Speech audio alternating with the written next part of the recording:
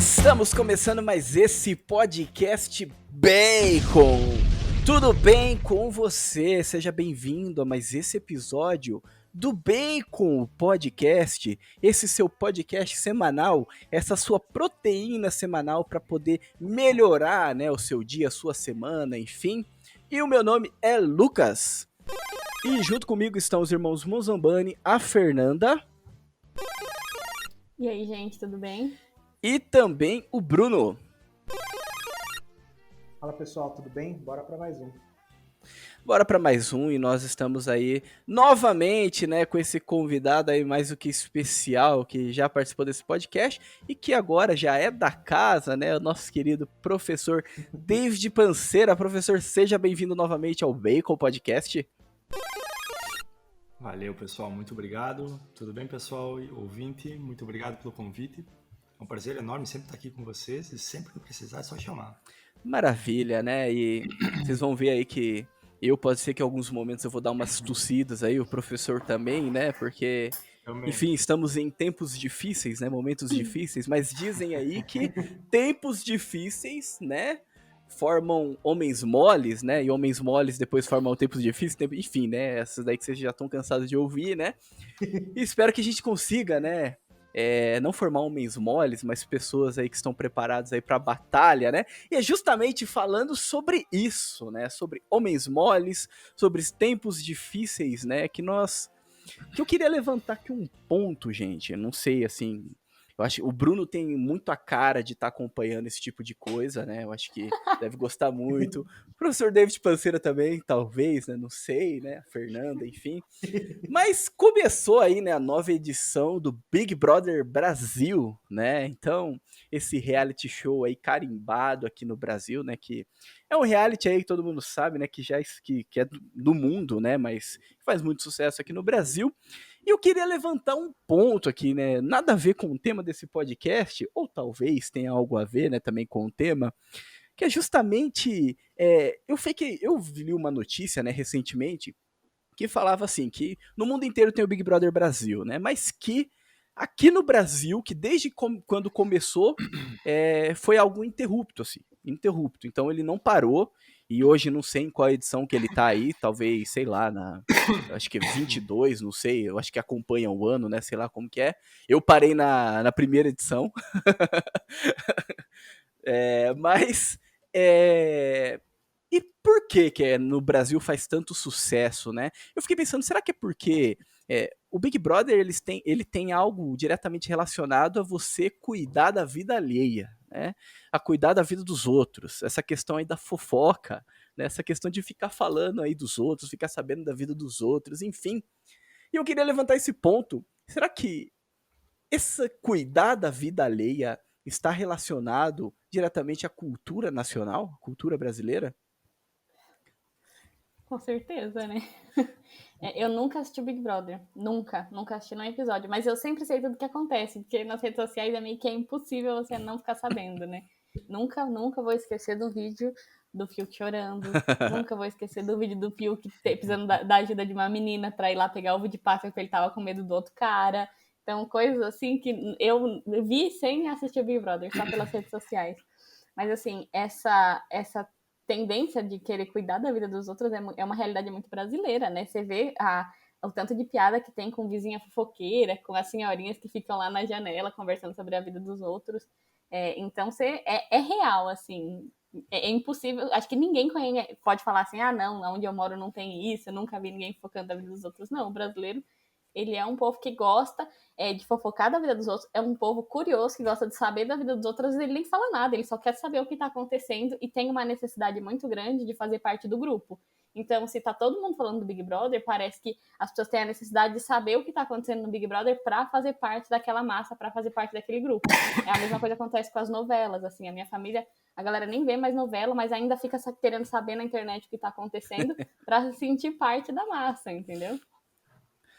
O brasileiro é aquela receita que quer fazer parte dessa massa, né? Que quer fazer parte aí O professor, recentemente, ele até respondeu, né? Não sei se foi recente, aí uma caixinha falando justamente sobre pecado, né? Relacionando fofoca aí a pecados, né, professor? E Sim, isso daí seria murmura. um pecado, por acaso seria esse o pecado nacional, né? O pecado do brasileiro. Olha, Um sem dos, né? dúvidas, né? Sem dúvida, um doce, né? Um doce, mas claro, obviamente que não, talvez às vezes não existe a plena consciência, né, para a gente qualificar tecnicamente como um pecado, assim. Mas sem dúvidas é uma característica do povo brasileiro, né? Se você vai pegar e tentar distribuir um conjunto de propriedades do povo brasileiro, sem dúvidas a fofoca está aí. A nossa literatura mostra isso, né? Você vai ter vários personagens na nossa literatura em que são extremamente fofoqueiras, mesquinhas, murmuradoras, etc. Né? Mas eu acho assim, que hoje eu vi um print na internet que eu acho que resume muito bem o Big Brother e o povo brasileiro, assim, né? Que tinha uma pessoa lá comentando que o triste é que a maioria das pessoas, né, que assistem o Big Brother, e inclusive os participantes, não sabem quem foi George Orwell. Né? Ou seja, o, o Big Eu achei Brother... muito bom aqui hoje. E o cara comentou embaixo, assim, em qual edição ele participou. Mentira, cara. Meu Deus do céu. Nossa, achei muito Cara, bom. Caraca. Sofrido, né? Dá até tristeza ouvir um negócio desse. É um meme, mas dá uma tristezinha, né? é isso aí, né? Ou seja, a cultura, quando você não tem essa cultura e não conhece um autor consagrado da literatura, por exemplo, você vai buscar histórias aonde? Na vida dos outros, né? Exatamente, né? Falta E, literatura gente, para as e tudo pessoas. isso é culpa de quem? É culpa de Portugal, pô. É culpa de Portugal. Se não fosse por Portugal, não seria assim, né? Porque outra tendência também do brasileiro, além de cuidar da vida alheia, é botar a culpa nos outros, né? Então, a culpa é de Portugal e a vida que segue, não é? Devolve para os índios, né? É, exatamente. Exatamente. É melhor devolver para os índios, né? Sacrificar crianças, etc. Porque tava bom. Isso aí. Viver em guerra, Não tava todo mundo ser tranquilo. canibal, né? Exatamente. Exatamente.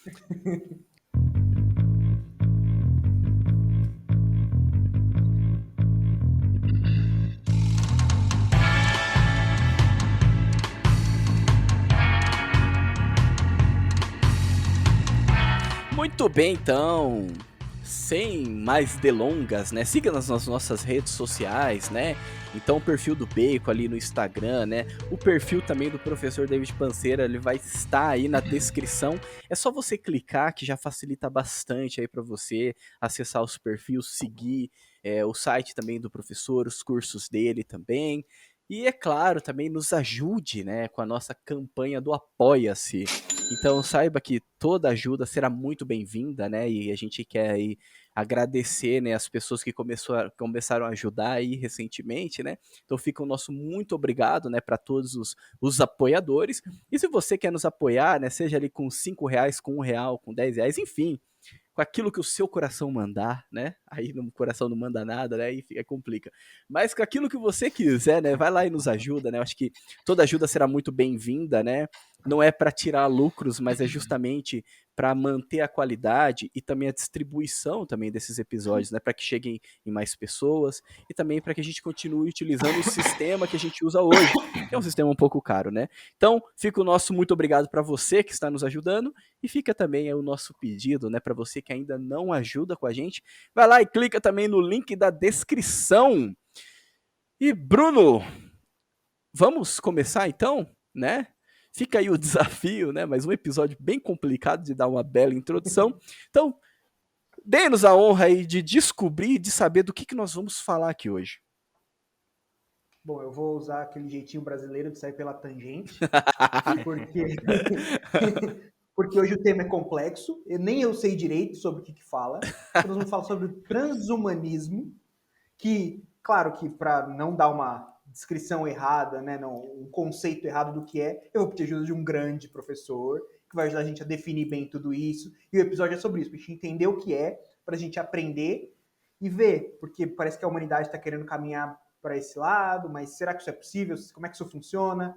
Como é que isso está relacionado com a sociedade, com a nossa realidade? Então vamos entender tudo isso direitinho no episódio de hoje.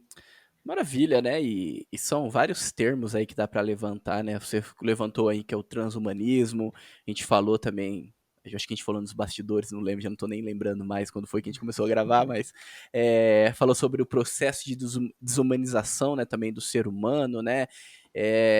Enfim, e o professor também, ele tem uma postagem bem interessante no Instagram, que ele dá uma bela introduzida também sobre esse tema. Acho que seria interessante depois a gente também deixar o link aí também desse episódio.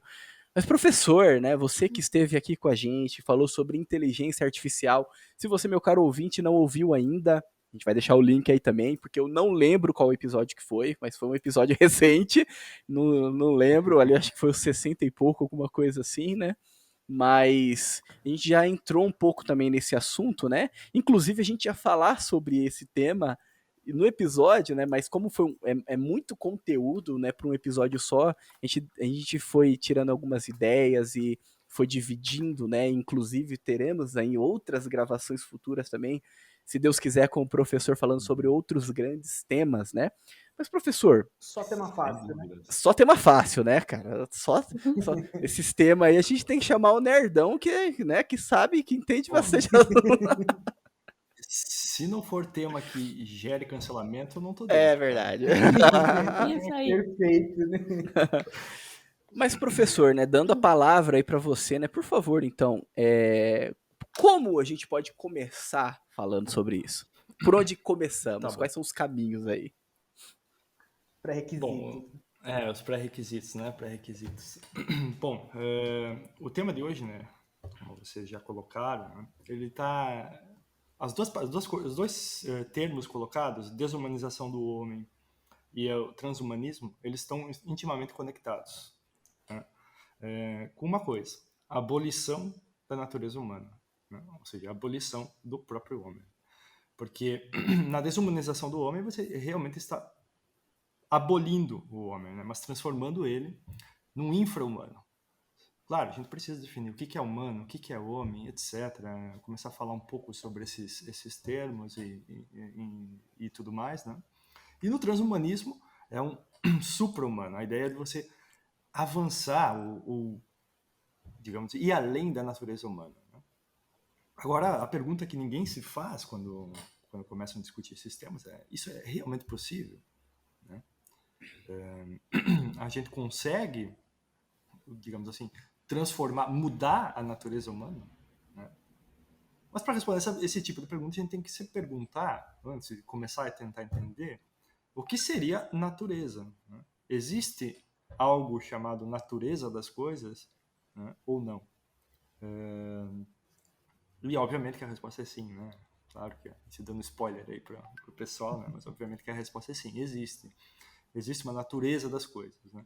E eu acho que a maneira mais simples da gente começar a perceber que existe uma natureza das coisas, né, é a partir de um velho conceito aristotélico de mudança, né? Ou seja, as coisas elas estão mudando em movimento o tempo inteiro ao nosso redor. Seja nós mesmos aqui, seja, sei lá, no café que está em cima da mesa, na água aqui, sei lá eu. Né? O café que está, desculpa aí pela tosse, o café que está em cima da mesa, ele está no estado de quente e ele vai esfriando, né? E tudo mais. Então, esse tipo de mudança está ocorrendo na natureza ao nosso redor. Natureza agora aqui não é o termo natureza humana, né? Natureza agora aqui é no sentido comum que todos vocês conhecem. E acontece a mudança, né? Agora, qual que é o princípio que me garante que essa mudança que ocorreu num determinado ente do mundo natural ocorra e eu consiga inteligir e perceber que é em algo aquela mudança, né? Esse princípio é o que a gente chama de essência ou natureza das coisas, né? Ou seja, quando eu observo e vejo um cachorro na minha frente, eu sei que existe uma natureza, sei lá, vamos chamar aqui de cachorridade, né? Sei lá, cachorro, como vocês queiram chamar aí, mas existe essa natureza do cachorro, porque o que me permite entender que quando ele cresce de um filhotinho para um cachorro grande, etc., é o mesmo cachorro. Né? É a mesma substância que recebe essa natureza que está sendo transformada. Né? Então, esse princípio em que a mudança ocorre é o que a gente chama de natureza. E para o homem não é diferente. Nós também temos uma natureza humana. Bom, isso é só a fundamentação filosófica de que existe esse negócio chamado natureza. Claro que daria para falar muito mais disso, foi muito simplificado e tudo mais, mas existe essa coisa chamada natureza. E essa natureza, né, ela vem junto com ela algumas causas, né, que são que o Aristóteles realmente usa a palavra causa, ou as 4 causas aristotélicas, que não sei se vocês já ouviram, mas está por aí, né, no imaginário popular. Quer dizer, não tão popular assim, mas tá aí, né? O submundo popular. No submundo popular, né? Popular é Big Brother, Aristóteles não. Na Deep Web aristotélica, Exato. né? Tá aí. As 4 causas, né? Que são a causa material de um ente corpóreo do mundo natural que responde, né, do que é feito aquilo. Então, quando a gente olha para o homem, a causa material responde do que é feito o homem, né? Que no caso seria o corpo humano, etc. A causa formal, que é justamente aquilo que a gente chama de natureza, que torna inteligível uma determinada matéria. Se você olhar o conceito de matéria puro, ele é ininteligível. Tá? E a gente vai ver o porquê que essas visões modernas vai dar desaguar num erro profundo, né? Por causa disso, a gente vai realmente estar aniquilando o próprio conceito de inteligência, né? Quando a gente esquece desse tipo de coisa, da causa formal principalmente. Porque quando você vê um cachorro na sua frente, o que você capta, o que o seu intelecto, o que a sua inteligência capta, é justamente a causa formal. Justamente, você sabe, é um cachorro, responde a pergunta, o que é isso? O que é quid est? Né? E você capta imediatamente que é um cachorro. E até mesmo quando digamos que um extraterrestre aí, né, agora lá com a sonda de Marte, os caras tragam para cá alguma coisa, você nunca viu essa espécie em lugar algum. Né? Ainda assim, quando aquilo lá aparecer dentro de você vai captar o quid est. Você só não vai saber, vai captar a causa formal. Você só não vai saber, talvez, colocar num termo. O que eu uso de cachorro é um termo, né? Mas que se refere a essa essência, a essa natureza. Certo? Depois a causa final, que responde ao para que aquilo está aqui, né? Para que ela está aqui. E no homem, a causalidade final é extremamente importante, porque ela molda toda uma simbologia e uma concepção do cosmos. Né? Se a gente esquece a causalidade final do homem, a gente perde a noção de cosmos. Né? E aí acaba substituindo. Quer fazer um comentário aí, Lucas? Não, pode ir. Pode continuar. Não, eu pensei que você queria fazer. Né? Não. E a causa eficiente, né, que são as 4 causas, a causa eficiente é aquilo que traz a coisa no ser. Né? Então, obviamente que no homem a causa eficiente é Deus. Né? Claro, a gente pode...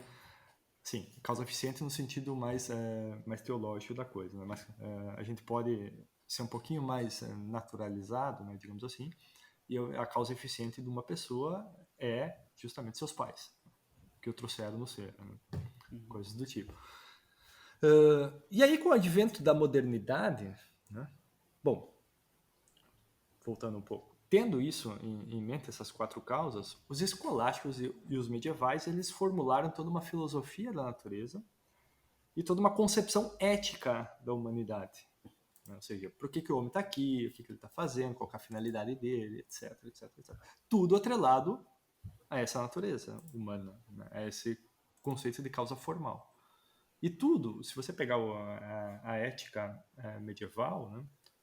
Tá, tem uma variedade de autores ali, não é só São Tomás de Aquino, né? Tem uma variedade de autores, eles divergem num ponto ou outro aqui ou acolá, mas todos eles fazem uma dedução a partir da natureza humana. Né? Pode falar, Bruno. Então, acho que é interessante a gente já, sobre essa questão das causas, a gente já tem em mente, né, até tentando traduzir de forma...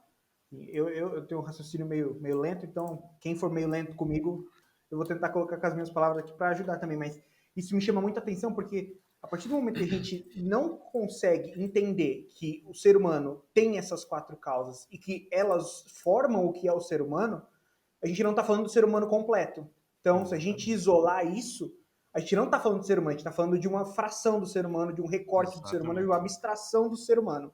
Então, eu fico pensando nisso porque, vou usar aqui um exemplo, vou puxar aqui um pouco do conceito teológico, porque quando eu estudo filosofia, um pouco que eu estudo de filosofia, eu acabo sempre estudando atrelado à questão teológica. Mas vamos pensar em Jesus Cristo, nosso Senhor, segunda pessoa da Santíssima Trindade. Então, se a gente pegar e separar só a causa material, então significa que Jesus Cristo, antes da encarnação, ele não existia. Então, ele existia, né? Então, aqui já começa a ficar difícil até de entender quem é a segunda pessoa da Santíssima Trindade se a gente não consegue entender tudo isso. Então, aqui a gente começa a ver o tamanho do buraco que a gente está caminhando. O professor está começando a explicar e a gente vai vendo que a gente está, né, tá deixando conceitos caírem com humanidade, conforme caminha no entendimento das coisas, está deixando para trás bagagens importantes e caminhando para o buraco, né? Então, aqui, acho que isso fica muito claro, né? Só com essa introdução a gente já percebe. Não, exatamente. Né? E você tem toda a razão, né? À medida que você esquece uma dessas causas, né? Especialmente a causa formal e a causa final, né? São as duas, digamos assim, que foram esquecidas e que são uma das mais importantes. Né? Quando você esquece isso, você não está mais falando do homem. Né? Você não está mais falando ou do cachorro, ou sei lá, ou de qualquer outra coisa. Você está falando justamente de uma abstração. Né? E como eu falava, os medievais eles construíram toda uma ética embasado nessa natureza, nesse conceito de natureza. E isso é o que a gente chama de lei natural. Né? Ou seja, o que a gente deveria, como que a justiça deveria ser ordenada conforme essa lei natural, etc. Claro que hoje o direito positivo aboliu, basicamente. Existem algumas leis que são ainda estão em acordo com a lei natural, mas outras leis não. Muitas das leis não. As leis contrariam essa lei natural. E veja, e com esse conceito de causalidade final, né, não só do homem, mas de todos os seus órgãos e todas essas coisas, você consegue reduzir toda a moral sexual católica, por exemplo. Você deduz completamente. É uma dedução a partir disso. E todo medieval, toda a tradição aristotélica sabia disso, né? Sabe disso. E a tradição aristotélica, junto com a tradição platônica, construíram a civilização ocidental e todo o conceito de homem que a gente tem hoje. Né?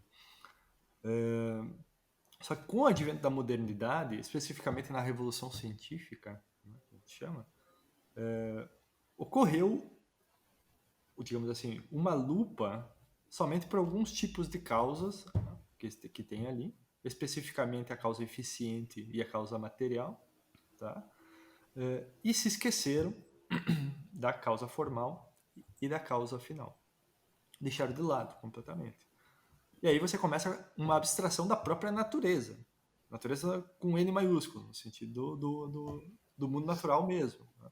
Como o Lucas comentou, o Bruno comentou ali. Né? E do homem, inclusive. E veja, alguns autores que constroem o pensamento moderno, tipo John Locke, que é um dos pais do liberalismo, essa porcaria chamada liberalismo que a gente vive hoje, né? Ele fala explicitamente lá nos seus livros que a gente deve abolir o conceito de causa final, porque esse conceito ele vai desaguar em toda a moral da igreja. E a moral da igreja não pode ser aceita de forma alguma. Ou seja, ele fala explicitamente isso, tá? Explicitamente. Então, o John Locke, que é um dos pais das democracias liberais da modernidade, tem já nos seus fundamentos das democracias liberais que nós vivemos hoje, né? Essa abolição do homem ocorrendo. Já está hoje. Porque quando você retira a finalidade do homem, a causa final do homem, para que ele está aqui, né? Você realmente está abolindo o homem. Né? E aí eu argumento no texto, né, colocado ali, que essa visão de mundo, que abole a causa formal e a causa final, e a causa formal retira toda a inteligibilidade da matéria, né, como eu falei antes. Então, isso também começa a acontecer. Descartes é um dos primeiros que começa a fazer isso, né, com o seu dualismo. Ele separa a mente do corpo, né, do dualismo cartesiano, e nessa separação, transformando em duas substâncias diferentes, ele está realmente retirando a causalidade formal do homem e colocando ela fora do homem, na mente, né, no caso. E o corpo seu viraria uma máquina a ser estudada, um mecanismo puro, o universo é um relógio, etc, etc, etc, etc. E isso vai desaguar, né, na corrente, né, na doença intelectual, né, do nosso século, né, principal, e todos nós estamos permeados disso de alguma forma, no cientificismo. Né? Vai cair, o avanço da ciência ocorre, isso permitiu que a ciência, de fato, avançasse, né?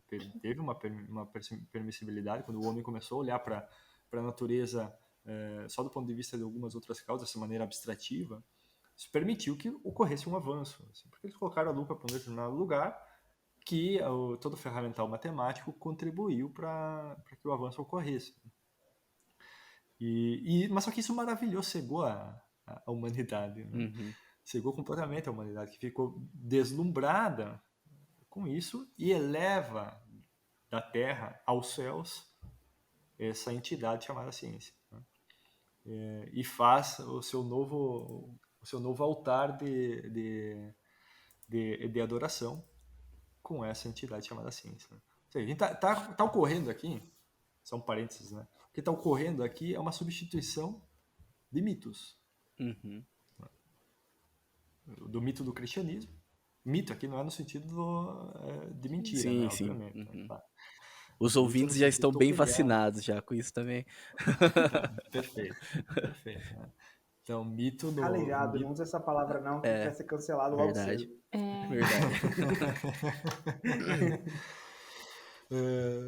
Poxa, já vai aparecer já vi ali o avisozinho subindo para mais informações. Verdade.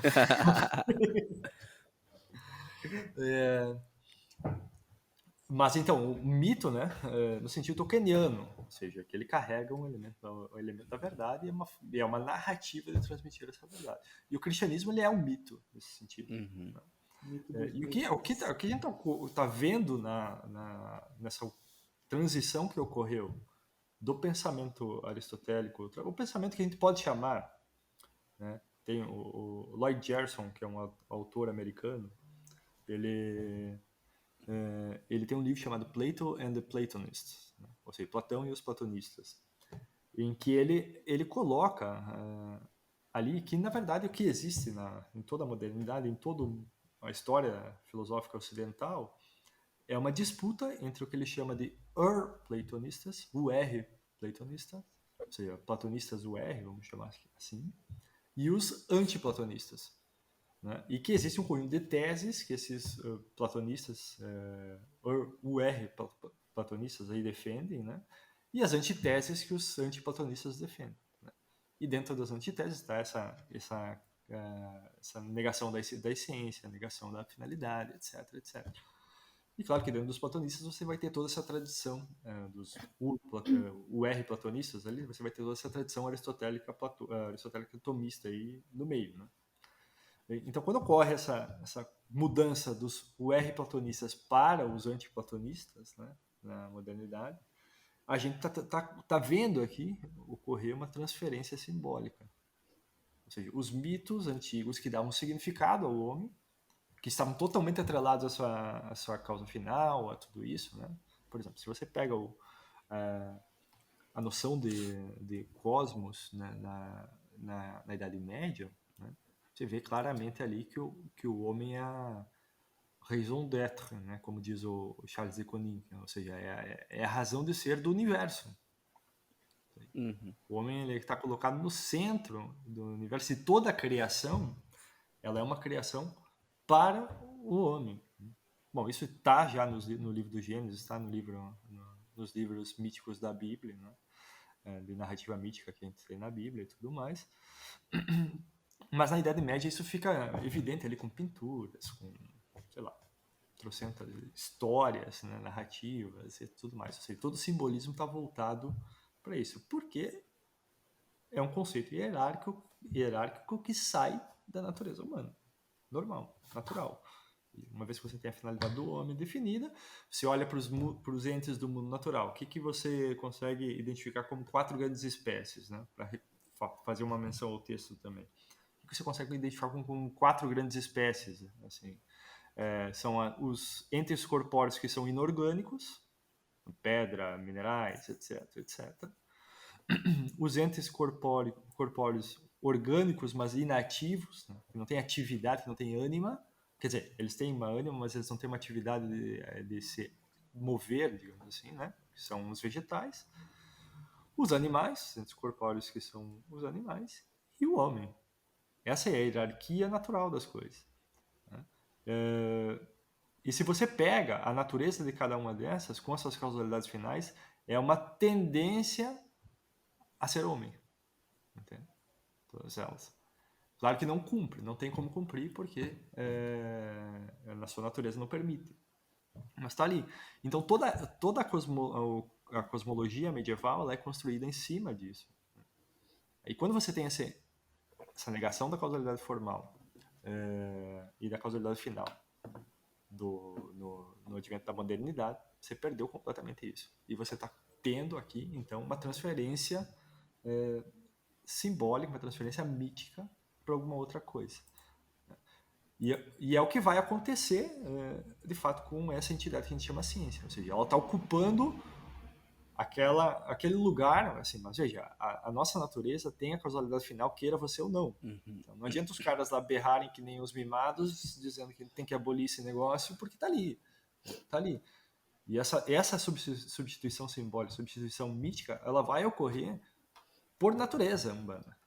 Então o homem vai começar a adorar algumas coisas. É aquilo que o Chesterton dizia, né? O problema do ateísmo não é que o cara é ateu, né? Porque quando ele deixa de acreditar em Deus, ele começa a acreditar em qualquer coisa. Ou seja, ele eleva da terra aos céus qualquer coisa, só que é uma coisa que é completamente terrena. Diga, Fernanda. E é exatamente isso que estão fazendo com a ciência, né, de certa forma. Então, hoje a gente vive um culto ao cientificismo. É interessante pensar nesse culto ao cientificismo, porque a ciência em si, ela é uma coisa boa, né? Ela nos ajuda a conhecer mais sobre a natureza, inclusive sobre a própria realidade, mas em recortes. E quando você transforma isso num Deus, você perde o parâmetro da realidade. Então, por exemplo, passa-se a estudar a origem molecular do homem. Ótimo, excelente, muito importante. Mas aí passa a ver o homem apenas como um amontoado de células. Quando passa a ver um homem apenas como um amontoado de células, ele passa a considerar o homem igual ou inferior aos animais. Então, quantas vezes a gente ouve falando que o problema do mundo é o homem, não são os animais, e que por isso nós não podemos comer carne, toda essa propaganda vegana, enfim. E aí você vai colocando a ciência no lugar disso, ao ponto de, por exemplo, você chegar a um movimento do transhumanismo, de querer inteligências artificiais que superem o homem, coisa assim. E o C.S. Lewis, ele já falava sobre isso, né? No livro Abolição do Homem, ele tem um trecho que é muito interessante, me chamou muita atenção, porque ele fala assim: se você enxergar o que está por trás de todas as coisas, sem exceção, então tudo se tornará transparente para você. Mas um mundo completamente transparente é um mundo invisível. Ver o que está por trás de todas as coisas é o mesmo que não ver nada. Então, quando a gente vai reduzindo o homem a um ponto minúsculo, você vai perdendo a essência e a grandeza daquilo que é o homem, que é a imagem e semelhança de Deus, né? Que é uma criação do Senhor e que Deus viu que era muito bom. Então, quando você vai reduzindo isso, você vai reduzindo aquilo que é o homem, você vai abolindo o que é o homem e, consequentemente, você vai equiparando o homem a todas as outras coisas. Primeiro se equiparou o homem aos outros animais, e agora a gente está chegando ao absurdo de equiparar o homem a coisas inanimadas, né? A coisas que são sem vida e que foram criadas pelo homem. Então é um nível absurdo que chegamos. Exatamente. É muito interessante que, até dando um exemplo disso que você está falando, Fernanda, eu estava pensando nisso enquanto o professor falava, que aquela dificuldade toda que os cientistas esbarram em criar a vida. Eles entenderam o que compõe o ser humano, quimicamente falando, biologicamente falando, mas eles não conseguem desenvolver uma vida em laboratório. Então, por que eles não conseguem entender o que acontece? Porque eles não estão desenvolvendo vida, eles estão desenvolvendo um amontoado de química, de biologia, um amontoado de matéria, e estão jogando fora todo o resto. Então, enquanto eles não entenderem que o homem não é só matéria, que o homem não é só isso, eles nunca vão conseguir mesmo. E depois que eles entenderem, eles vão parar de tentar, porque eles vão perceber que não dá. Então, eles vão gastar energia com coisas que de fato importam. E é interessante porque eles buscam tanto ou né, nessa questão do transhumanismo, do homem virar aquilo que é além do próprio homem, superar a própria humanidade, que eles acabam deixando de lado o que de fato faz o homem ser superior à natureza humana, digamos assim, que é a deificação do homem através da graça, né? Então, já existe há muito tempo a transhumanização, digamos assim, né? Que quando a gente se une a Deus através da graça, né? Que Ele nos concede, Ele nos deifica e o homem se torna santo. E aí está o homem superior a todos os homens, o santo. Exatamente, né? exatamente. Mas veja, perceba que essa transferência simbólica está exatamente nesses elementos que vocês colocaram. A gente tem aqui um simbolismo de transhumanismo, né, entre aspas, na antiguidade, com a visão antiga, a visão clássica, a visão tradicional, dessa deificação do homem através da graça. Né? Essa superação da própria natureza, entre aspas, elevando a um grau, a um patamar maior. Ou seja, retirando da terra, elevando aos céus. Né? Ou seja, a gente tem esse símbolo ocorrendo tradicional. Com o advento da modernidade, isso não mudou. Esse símbolo, ele está aqui ainda. Isso, né? Ainda busca isso, exatamente. Só que busca, claro, reduzindo todo o aparato simbólico para a própria compreensão da realidade. Então, o que ocorre com essa abolição do homem, que está vendo, não, faz tempo que está acontecendo, mas agora está chegando nos níveis da absurdidade total. Né? O que ocorre é uma aniquilação de inteligências. Porque as pessoas vão perdendo todo esse ferramental simbólico para compreender o real. Porque esse ferramental simbólico está sendo substituído por uma coisa pífia, por um ferramental simbólico muito, muito, muito inferior. Entende? Muito inferior. Porque, voltando ao que a Fernanda trouxe, né, do homem como um amontoado de células, ou se a gente for para a física, um amontoado de átomos, né, aqui a gente começa a perceber justamente a abolição da causa formal. Que, de fato, nós somos um amontoado de átomos. Nós temos trocentos átomos aqui em nós. Só que o que torna inteligível esses átomos é o quê? A natureza. A causa formal. O que eu olho para a Fernanda quando eu a vejo é a causa formal de humanidade que está nela. E não o amontoado de átomos. Porque o amontoado de átomos ele é ininteligível. O amontoado de átomos ele só se torna alguma coisa que a minha inteligência capta quando ele tem uma causa formal. Quando ele tem uma essência, quando ele tem uma natureza. Né? Porque um amontoado de átomos em si mesmo, sem uma formalidade, ele é ininteligível. Sem uma forma, né? Ele é ininteligível. E é justamente... Só para complementar essa fala, é que esse amontoado de átomos, ele faz parte da estrutura da matéria de qualquer coisa, né? Qualquer coisa. E ao mesmo tempo a mesma física fala da entropia, então que tudo tende ao caos. Mas existe uma tendência às coisas se ordenarem para que, de fato, surja algo que a gente pode inteligir e chamar de algo e entender. Então, não tem como fugir disso. Eles podem tentar fazer qualquer malabarismo mental que for, mas não tem como, no final das contas, para entender a essência, entender as coisas como são, a natureza das coisas, não tem como fugir disso, né? Exatamente. Uhum. Existe até um documentário, não sei se vocês assistiram aí, O Fim da Realidade Quântica, que é com o Wolfgang Smith, isso, que tem até a participação do professor Olavo de Carvalho, né? E ele vai discutir justamente sobre isso, sobre esse movimento aí, o cientificismo, né? E depois com base aí, até mesmo no que o professor já falou aí, né? Do René Descartes, e depois também um desenvolvimento maior ali empírico pelo próprio Francis Bacon, e que chega até o ponto de hoje, né, onde a ciência ela acaba se desvinculando da realidade para explicar a realidade. Então ela começa a inventar várias coisas, né, criar várias coisas. Aí justamente o nome do documentário é esse, né, O Fim da Realidade Quântica. Ele meio que desmistifica um pouco isso, né, essa questão quântica. E a ciência ela faz isso, ela se aparta do real para explicar o real, como um Deus mesmo, e você tem que acreditar no real, né? A gente pode ver isso, um símbolo disso também na própria Torre de Babel, né? Depois do dilúvio, né? Que foi uma ação divina, o ser humano ele meio que constrói essa torre, né? De certa forma com muros ali para distanciar ele dessa ação divina, né, que era as águas, né, com medo, né, se vem um dilúvio de novo aqui, a gente está preparado, né, então com medo dessa ação divina, mas ao mesmo tempo uma torre que sobe até o céu, né, uma torre que se coloca à altura de Deus, como se fosse uma espécie de é claro, a tecnologia ali, não sei qual que era a tecnologia da época, mas a torre em si é a tecnologia, a torre em si é a ciência, né? E o ser humano lá dentro, e depois Deus divide ali as línguas, né? E, enfim, começa a existir uma certa confusão dentro de toda essa construção científica que o ser humano ele cria, né?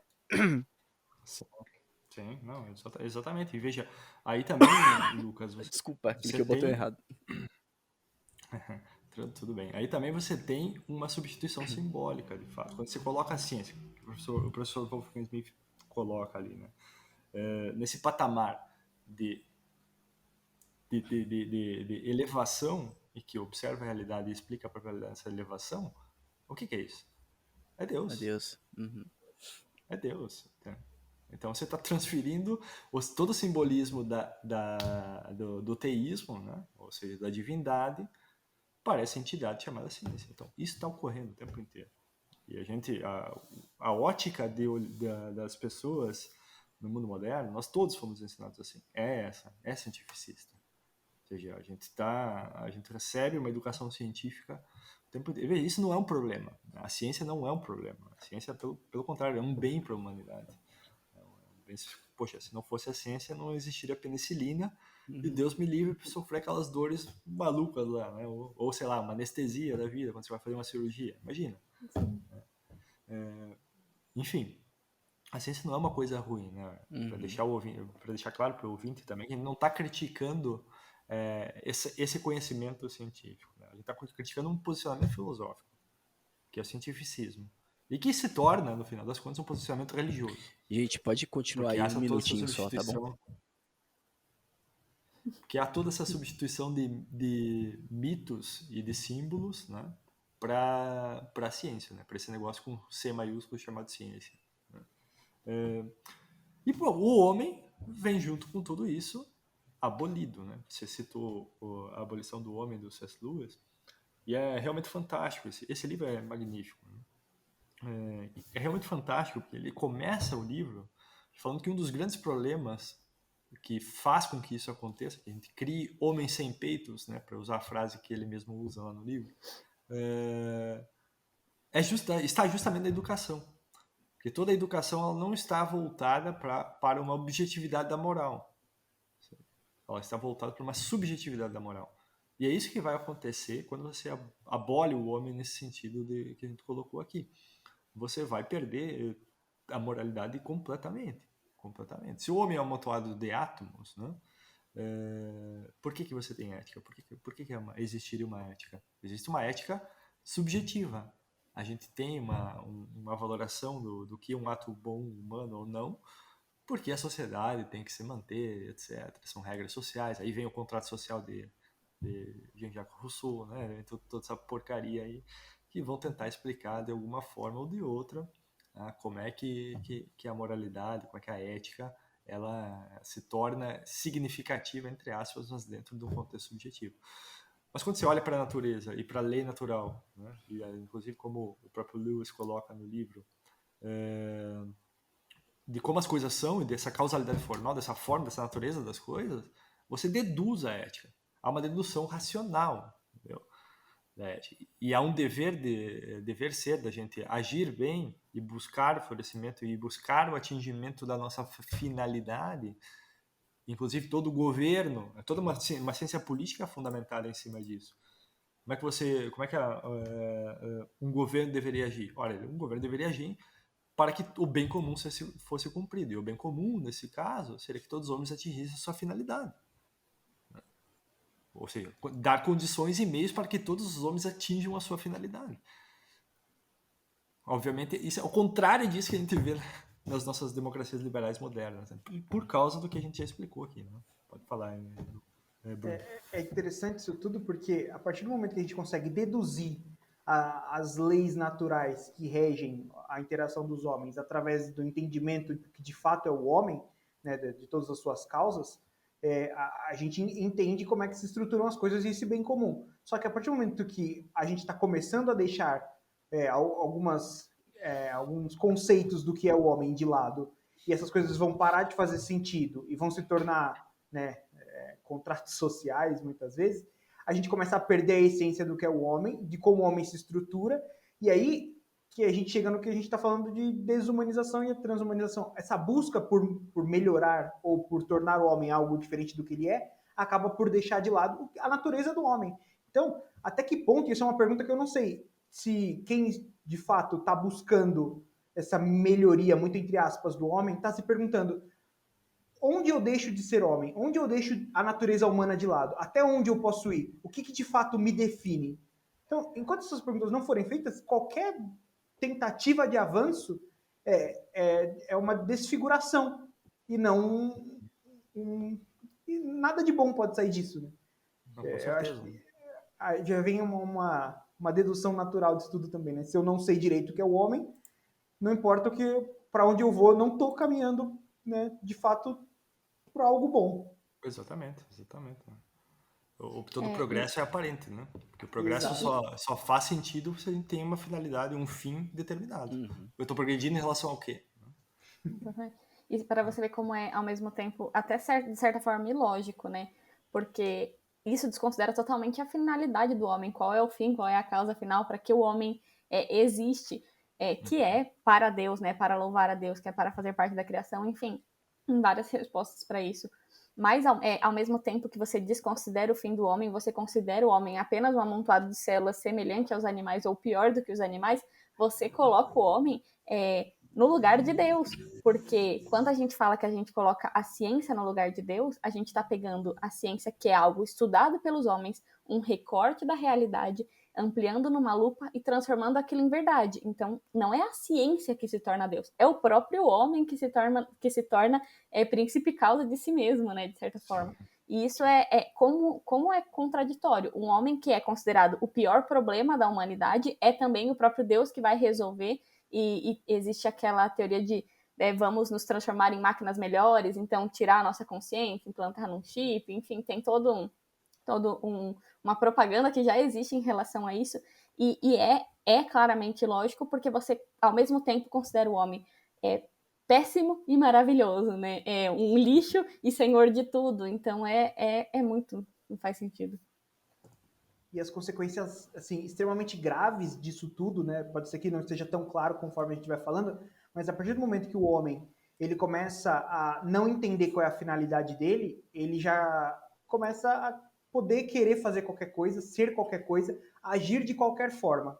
E aí, uma das consequências disso que já estão muito claras, assim, por exemplo, aquelas pessoas que querem viver para sempre, aquelas pessoas que querem prolongar cada vez mais a sua vida. Se a finalidade do homem é Deus, e a finalidade do homem é a eternidade, que não é material, né? Não é deste mundo, e você não tem isso considerado, é lógico que você vai querer viver para sempre, mas querer viver para sempre o quê? Nessa vida, desse jeito, dessa forma, adulterando tudo? Então aqui a gente está partindo para consequências graves na deturpação do homem moral, do homem material, do homem espiritual, e deixando de ser homem, né? E aí a deturpação pode ir para qualquer lado que você quiser, porque já não existe mais lógica, não existe mais ser humano aí, né? Exatamente. Porque se o homem ele é o princípio e o fim de si mesmo, aquele contrato social nunca vai funcionar, porque é ele que cria as próprias regras. Não, é fadado ao fracasso, entendeu? É fadado a desenhar uma sociedade conforme a sua visão hedonista de Exatamente. mundo, onde ele é bom o suficiente para governar o mundo todo, inclusive. Exatamente. Olha aí, né? Mais consequências. Vai dar super certo, tudo, né? Exatamente. E veja, quando você tem essa abolição do homem, você vai abolindo outros conceitos que estão atrelados à natureza humana. Por exemplo, paternidade ou maternidade. Quantos de vocês já viram pai de pet, mãe de pet e por aí? Então, tipo, não é para dar risada, claro que a gente dá risada porque, pô, é cômico, né, cara? Nossa, é muito cômico. Mas o que está acontecendo de fato aqui é essa desumanização. Quer dizer, a desumanização já ocorreu. O que está acontecendo é uma perda conceitual de outros termos. Né? Há em um certo sentido, uma humanização dos animais, ou seja, aquela elevação do animal à condição da natureza humana, mas se você olhar para tudo que a gente disse, não há por que não ser assim. Se o cachorro é um amontoado de átomos como eu sou um amontoado de átomos, o que faz que o homem seja especial em relação ao cachorro? Só porque eu consigo falar? O cachorro consegue falar por algumas circunstâncias acidentais, velho, mas ele poderia. Né? Se o homem não intervisse, né, não fosse esse ser dominante, é o que eles argumentam, que todo mundo com uma visão rasa, mas porque está carregada... Pode falar. Para os animais é até mais fácil, porque eles também têm instintos, eles também têm a inteligência inferior, né, que a gente fala, né, a busca pelo alimento, a busca por aqueles que cuidam, que protegem ele. Então, o ser humano se desumaniza, já ficou muito fácil ficar no mesmo patamar dos animais. Logo a gente vai estar no patamar das plantas e assim vai indo. Exatamente. Só piora. E já tem, né? Já tem pai de planta que eu já vi aqui no Instagram. E não, a gente não tá dizendo, não gostamos de animais, não gostamos de plantas. Não, claro que a gente gosta, não sei vocês, né? Mas eu gosto de animal, eu tenho 2 gatas aqui em casa. Mas é entender que não se compara, entendeu? Então, por exemplo, eu já ouvi gente falando assim, se a pessoa que vem na minha casa tem alergia a animal, ela que vai embora, porque o animal é da casa e ela não. Eu acho que isso é um pouco radical demais, porque a pessoa é um ser humano, um animal, beleza, você gosta, você tem um carinho. Gente, eu tenho carinho, quando elas morrer, provavelmente eu vou chorar, porque eu gosto, são meus animais, mas são animais. As pessoas sempre vêm em primeiro lugar, ainda mais se for um amigo que eu tô trazendo na minha casa, a pessoa tem medo, eu vou pôr elas num quarto, eu vou pôr elas para fora, porque eu tenho que ter essa noção de proporção, que as pessoas estão perdendo completamente o senso de proporção, né? Sem dúvida, o senso de proporção tá na lixeira. Né? E não só pai, né, mas tem gente que acha que é um vegetal, né, a gente começa a entrar nessa questão aí do gênero mesmo, né, a pessoa começa a se considerar até mesmo um vegetal, fala que é uma planta, ou que é um bebê. Um banana. Tem de tudo, assim, né? As coisas mais absurdas, né? Eu acho que pai de pet hoje virou algo conservador. Das coisas que existem, acho que pai de... Eu tô zoando, é claro. Mas comparado... Mas isso é um fato. Né? Comparado às... Cara, essa zoação é fato. Fato. Assim, comparado às coisas terríveis, né? Hermafrodita é minhoca, né? Não, Mas essa zoação é fato, porque o que está acontecendo nesse sentido desse progressismo exacerbado sem um final, né? Sem algo, uma meta ser atingida. Sem um teto. Sem a metafísica. Sem a metafísica, no fundo. Né? Ou com uma metafísica pobre substituída. O que está acontecendo é de fato, né? Os valores que são considerados de esquerda, vamos trazer para a política agora, os valores que são considerados de esquerda de 30 anos atrás pautam o conservadorismo de hoje. Uhum. Porque essa força progressista, nesse progresso que aboliu a natureza humana, aboliu o homem, aboliu a lei natural, aboliu tudo que permeia o conceito de natureza, vai desaguar em tudo isso. Vai ser isso que vai acontecer. Então, quando você fala que o pai de pet é um negócio conservador, de fato, daqui a 3 anos, o pai de pet vai ser uma coisa que conservadores vão estar falando. O movimento conservador daquela época vai estar falando. O conservadorismo de hoje... Cuidem dos seus animais. Tenham 2 animais em casa.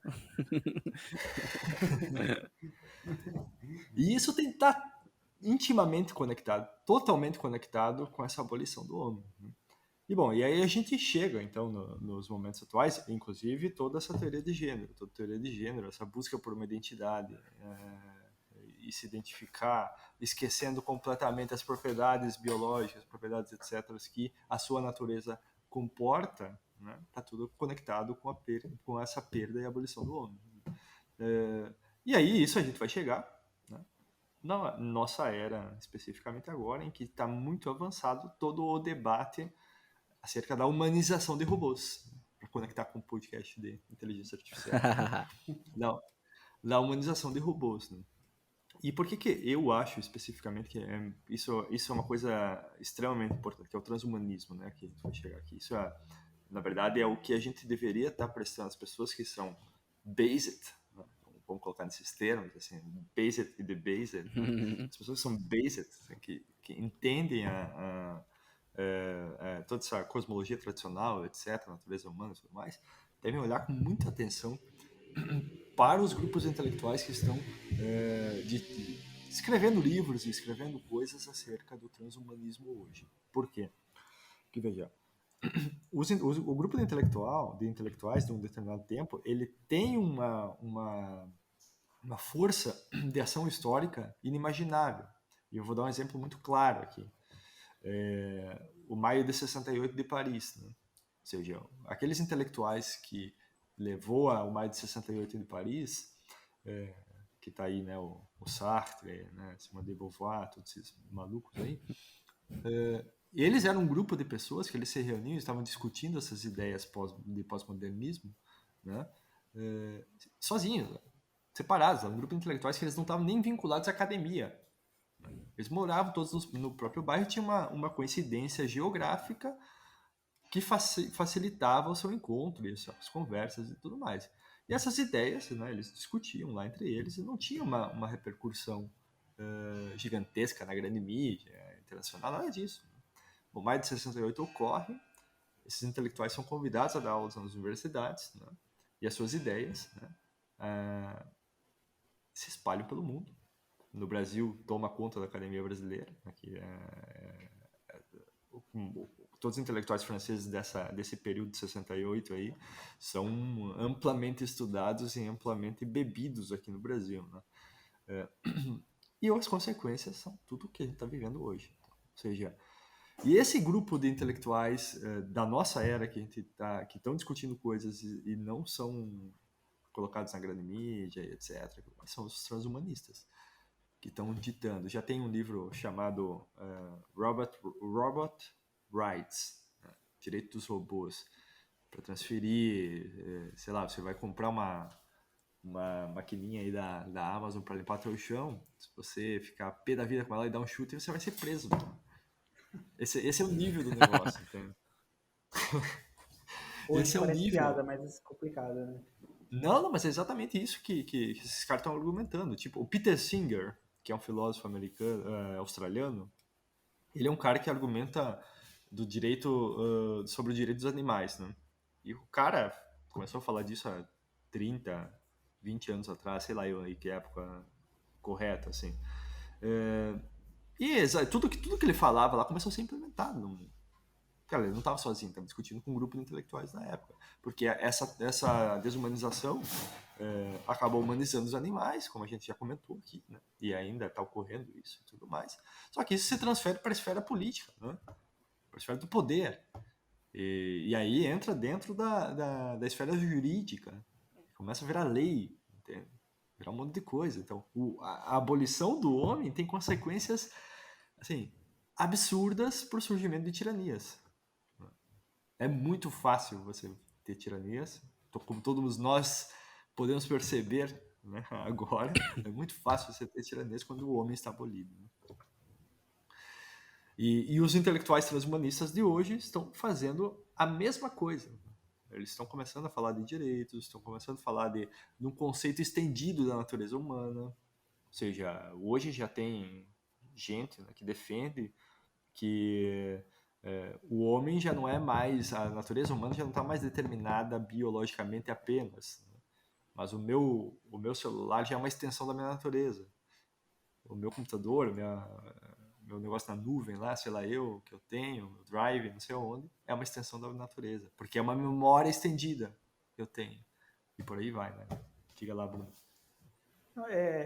Sim, é bom a gente deixar claro que não é que esses intelectuais que começaram isso há 30 anos atrás são gênios e com essas ideias geniais eles foram pautando todo um movimento social e depois um movimento político. Não.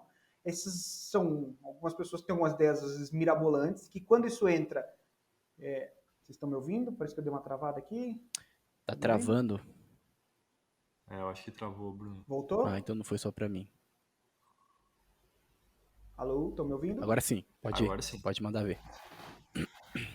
Então, que essas ideias, elas, na verdade, elas só começam, de fato, a ganhar corpo, a, de fato, se tornar políticas, porque elas entram nas discussões das chamadas think tanks lá, né, daqueles grupos que começam a discutir esse tipo de coisa e percebem se isso é útil ou não estrategicamente para os seus ideais. Então, é a partir daí que isso vai ganhando força, vai ganhando investimento e que é pautado de forma política. Então, hoje, se a gente parar para pensar, quem que pauta esse tipo de ideia são pessoas que querem, por exemplo, um metaverso. Então, se eles querem um metaverso, todo o direito de robôs vai acabar entrando em pauta. Então, isso tem que ser prestado atenção, porque os temas se relacionam. Então, o dinheiro, a política se relaciona com as ideias que hoje parecem malucas, mas que daqui 10 anos, 15 anos, vão ser esses grandes intelectuais estudados em todas as universidades brasileiras. Então, a não ser que a gente rompa com isso, né? Que, pelo jeito tá difícil. Uhum. Isso é tão real, Bruno, que... Vocês lembram de um joguinho que tinha online? Eu era criança, eu entrei uma vez e assustei e saí. Que chamava Rabo, um negócio assim. Que o povo jogava e fingia que tava nos lugares. E aí, eu lembro que eu entrei, eu era criança, tinha uns 10, 11 anos. Aí, tipo, eu entrei e me pediram em namoro no jogo. Eu falei, oi, produção, como funciona isso? Como é que eu vou... Nem sei quem você é, entendeu? Você nem sabe se eu sou uma menina de verdade. Eu lembro que tinha os avatares do saí, Orkut, né? Um negócio parecido. Aí meus pais já na hora cortaram, falaram, não, você não vai ficar nisso não, enfim. E na hora, quando eu joguei, eu pensei, nossa, que coisa louca, né? O povo quer viver num mundo totalmente artificial e, tipo, viver como se fosse real. E aí, hoje, com o metaverso, o negócio é a mesma coisa, né? De certa forma, mas muito mais profundo. Então, já abriu o primeiro restaurante em Nova York que é totalmente virtual e você tem que pagar não sei quantos mil para ter um cartão de membro, só que é virtual. Já existe roupas virtuais, a Nike tá vendendo. Então é um negócio imóvel. E o povo compra, o povo tá... Não, assim, é muito doido, né? É uma coisa que não faz sentido. Porque não é real, você não vai viver aquilo. É tudo artificial, mas hoje a propaganda é que você vai sentir como se fosse real. E como a gente tá num niilismo terrível, né? Não, parece que não faz diferença para as pessoas. Uhum. Exatamente. Nessa coisa do metaverso já teve até um casamento já. Celebraram um casamento e todos os convidados, o noivo, a noiva, inclusive o celebrante, tudo em avatar, assim. Assim, eles casaram na vida real, mas todas as pessoas que foram convidadas na vida real tinham que criar um avatar e colocar lá naquela cerimônia, né? Então, meio que tipo, eles casaram mesmo, de verdade e tal, mas fizeram essa palhaçada, né? Meio que uma introdução já de um novo costume, assim, né? Já tem processo de abuso sexual, abuso não, acho que é assédio sexual no metaverso. Falei, nossa, o negócio nem lançou direito ainda, já tá dando problema. Não, tem muito de jogo, são os NFTs, né, que eles estão chamando, onde tem... eles estão usando a blockchain para gerar exclusividade em itens que você consegue comprar, porque é exclusivo, tem lá um código por trás que garante que aquilo é original e exclusivo. Então a blockchain que a gente achou que ia trazer o fim do cartório, do dinheiro... Tá trazendo restaurante virtual para você. De jogo, e é isso. Tênis da Nike, restaurante virtual, terreno imobiliário, é um negócio muito absurdo. E isso tá, assim, é o futuro cyberpunk que nós estamos rumando. Assim, essa abolição do homem leva a esse futuro cyberpunk. Assim. A única solução é o cybermedievalismo. Mas isso a gente precisa gravar isso aí. Ele é muito referência nessas coisas, né? Porque já faz uns anos que japonês casa com personagem de anime, Pokémon, tudo de forma virtual, assim, é um negócio loucaço. Não. Vai chegar um tempo que você chutar um cachorrinho lá, sei lá, com o seu avatar no metaverso, lá você vai estar preso. E aí a gente para e olha pro Japão, eles despontam nisso aí, né? E aí a gente olha para metafísica, para filosofia e para religião japonesa. Aí a gente entende que tudo aquilo que a gente estava falando é a causa do que a gente está vendo agora. Assim, exatamente. Eles aboliram a regra o tradicionalismo japonês, né? Aboliram. Não tem mais uma tradição samurai, de honra samurai, etc. Isso aí já era. Masculinidade está abolida lá já. Abolida. De acordo com o que o David falou, né, de chutar o cachorrinho, ninguém vai ser proibido de jogar GTA, né? Todo mundo vai ser preso se jogar GTA. Exato. Já tem jogo aí sendo proibido, né? O próprio da Rockstar mesmo, o Bully. O Bully foi proibido, né? Tipo, eu não sei se continua, mas teve alguns países que ele foi proibido. O Bully é daquele moleque, o bully lá, o moleque que estuda, que vai pra escola e que bate nos outros. É um GTA, mas você é um adolescente, entendeu? Esse jogo aí, ele era acho que do PlayStation 2, na época do PlayStation 2, se eu não me engano. Mas já teve alguns lugares que ele foi proibido, porque incentiva, né? Enfim, né? Tem toda essa questão. Então, ter restrição para criança e adolescente até faz sentido, Sim. porque, querendo ou não, os jogos acabam exercendo uma influência na criança que pode ser, não pode ser positiva. Exemplo, meus afiliados vieram aqui um dia, eu tava jogando Last of Us Parte 2. Eu falei, eu não vou deixar eles ver. Eles, não, a gente quer ver, a gente quer ver. Eu falei, eu vou deixar vocês verem meio minuto. Eu deixei eles ver meio minuto, eles já ficaram morrendo de medo. Desliga, desliga, eu desliguei. Deixei um zumbi só aparecer. Eu falei, vou deixar um zumbi que eles vão ficar morrendo de medo e nunca mais vão querer mexer no PlayStation. Estratégia. Ótima estratégia. E aí eles ficaram com medo, desliga. Eu falei, esse é um tipo de jogo que você não pode jogar na frente de criança porque eles não têm o preparo psicológico e a personalidade formada para isso. E tem vários jogos assim. Agora, você proibir para todo mundo já entra um pouco na questão de certa ditadura, de querer dizer o que você pode ou não fazer. Você que é um adulto responsável, né? Totalitarismo, né? Total. Essa estratégia de manipulação do sentimento das pessoas pelo medo, né? Que você fez com as suas sobrinhas, é isso? Afilhada. Afilhados? Com o teu afilhado, tua afilhada, não sei. É uma ótima estratégia para uma pandemia, hein? Ótima ideia. É verdade. Um certo controle aí, né? Daria pra usar, uma boa ideia, né? Uma boa ideia, hein? Dá pra usar esse negócio aí. Bom, mas então a gente está nesse estágio em que o homem está abolido, né? Ou seja, a natureza humana ela tem que ser substituída por qualquer outra coisa. Ela está sendo substituída, só que essa substituição não é permanente. Então a gente está tendo várias mudanças, assim, esse progresso absurdo que a gente não sabe exatamente onde vai parar. O ser, né? O próprio ser foi abolido, né? Depois você falou aí sobre maio de 68, né? A gente pega aí um desses intelectuais que são super estudados hoje, que é o próprio Michel Foucault, né? E ele vai falar da teoria do sujeito dele, né? Que é justamente isso. O sujeito é o quê? É uma coisa que foi imposta, né? Tipo, foi criado ali, a sociedade impôs essa ideia que a gente conhece muito bem, a gente só não sabe quem inventou, né? Mas essa ideia de que foi imposto em você e você aceitou, e é isso. Vamos seguir do jeito que a sociedade. Se a sociedade colocou que eu sou homem, então eu sou homem, né? Culturalmente e conforme aí os costumes, então eu sou homem. A sociedade colocou que eu sou mulher, então eu sou mulher. Mas a partir do momento que eu crio consciência disso, que eu consigo abolir o ser, né? Que é o sujeito, né? No caso que ele coloca, então eu viro qualquer coisa, né? Eu posso ser qualquer coisa. Eu posso ser até um nada, se eu quiser, né?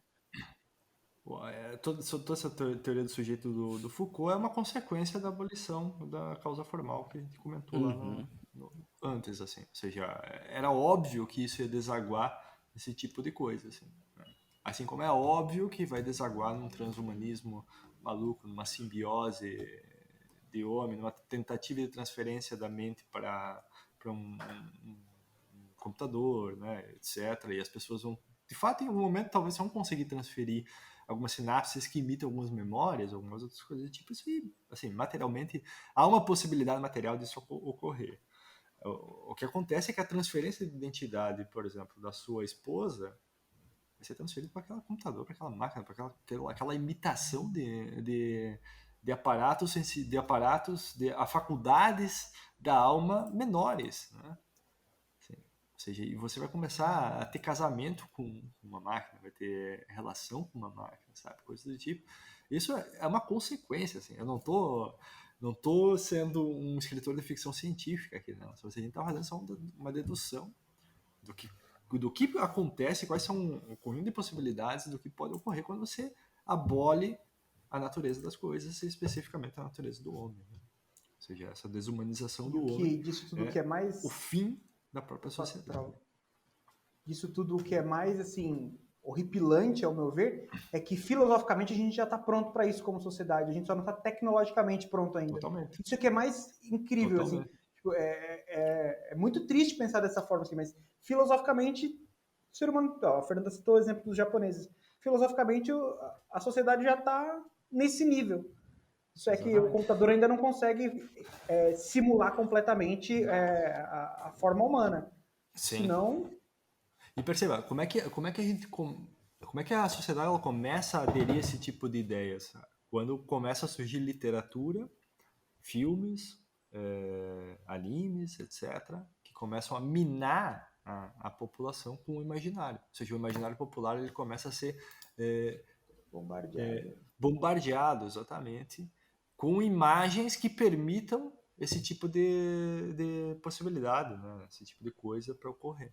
Né? Ou seja, a gente pode ver, por exemplo, essa transferência de máquina, isso aí, além de estar em escritores de ficção científica, transferindo da mente humana para matéria, é uma ideia que está em todo o mecanicismo que separa, que transforma o homem na causa material apenas, etc. Tá ali, né? Filosoficamente está ali, tudo isso.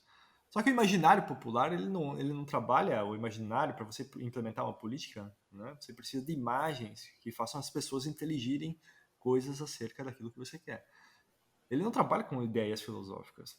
Não é essas ideias, se você vai colocar um Descartes lá, argumentação, não sei o quê, não vai funcionar. Né? Você precisa de imagens, de símbolos que faz a inteligência das pessoas apontar para aquilo que eles querem. E aí você começa.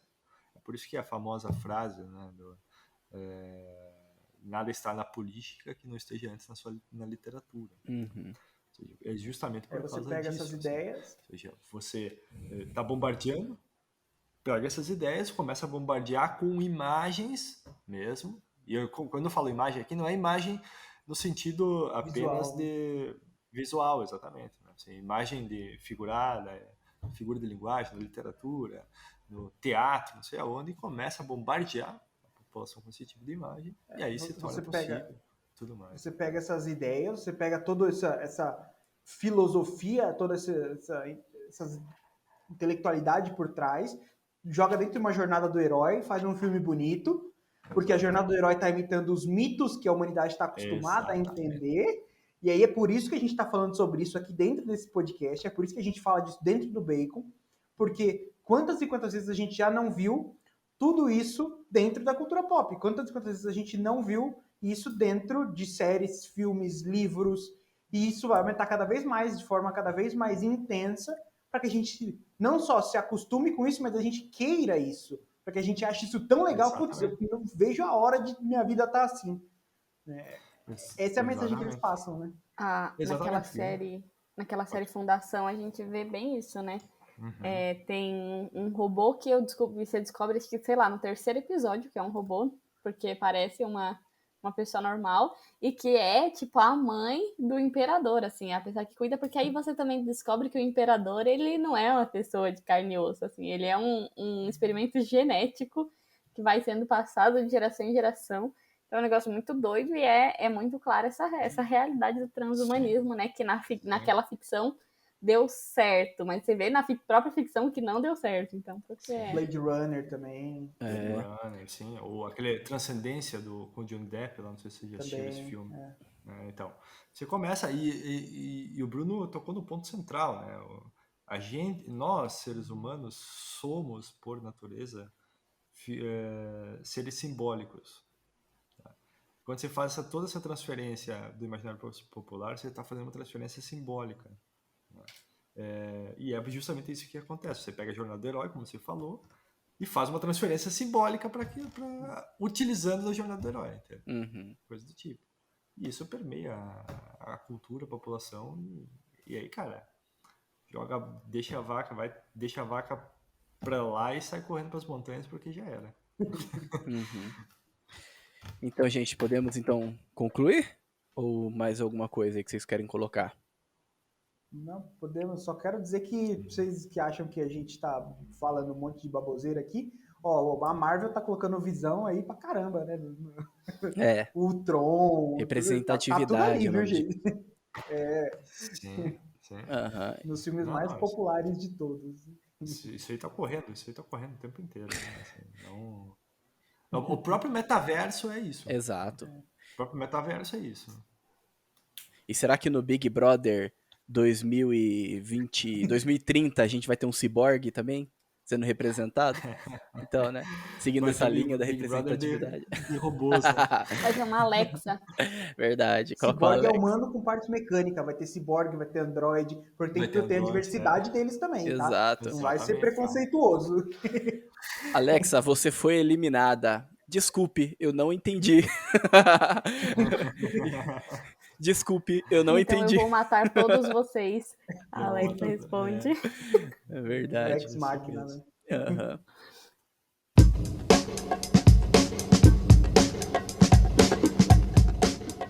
Muito bem, então estamos seguindo aí com a conclusão de mais um episódio, né? Episódio aí do Bacon Podcast, onde a gente trouxe aí temas relevantes e foi um papo bem cabeça, né? Espero aí que você tenha gostado, você que nos ouviu, né? E mais uma vez, né, reforçando aí as nossas redes sociais, clica aí nos links que estão na descrição, seja para seguir o professor David Panceira, acompanhar o trabalho dele, também os cursos, né, professor? Tem algum curso lá que tá aberto, que a galera consegue acessar? Todos eles, né? Eu tenho 2 cursos lá, Matemática e Vida Intelectual e eu Redescobrindo a Matemática. E há um combo para quem quiser assinar os 2 lá, com 20% de desconto. Ambos estão abertos lá.